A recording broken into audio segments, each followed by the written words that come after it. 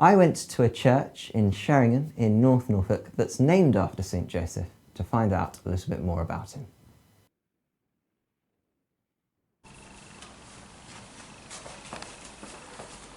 So here in the church there are a number of pieces of artwork that tell us a bit more about St. Joseph and who he was. For example, behind me you can see this statue, and as we all know, St. Joseph was a carpenter, so he's shown with his carpentry tools. We don't know whether he worked on building sites, helping to build houses, or whether he was somebody who made individual things at home on his own, but certainly he was somebody who had a very skilled job and a very ordinary working life. Most of what we know about St. Joseph comes from the Christmas story.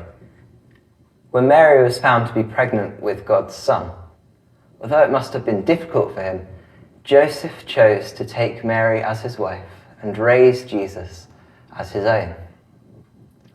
This would have been an especially loving thing to do, seeing as in that culture, Joseph could have had Mary stoned to death for having a baby that wasn't his. He also was very brave.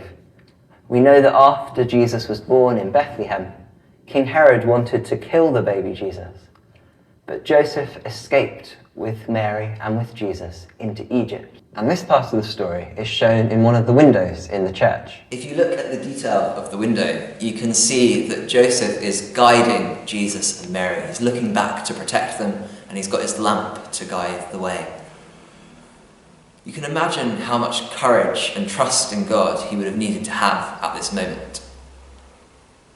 And also, just think, this would have made Jesus, Mary and Joseph refugees, escaping one country to find refuge in another, having to rely on other people, not knowing what was going to happen next in life. And this was happening to the Son of God, Jesus himself, the King of Kings. Over here, in the middle of this chapel, there's another statue of St. Joseph. Now this statue shows Joseph's fatherly side. You can see him looking after the child Jesus. Now remember, Jesus would have called Joseph Dad while he was on earth, even though his true father was God in heaven. So Joseph had a really privileged role there. You can also see in his left hand a lily. And lilies are a traditional symbol of St. Joseph.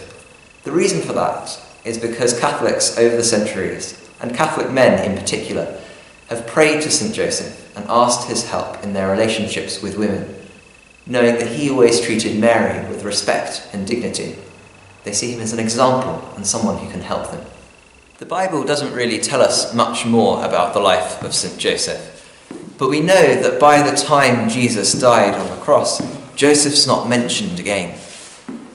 And so Christians have traditionally assumed that he was dead by this point.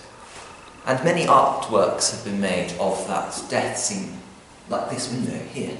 Now this window shows Joseph at peace and close to Mary and Jesus at the time of his death.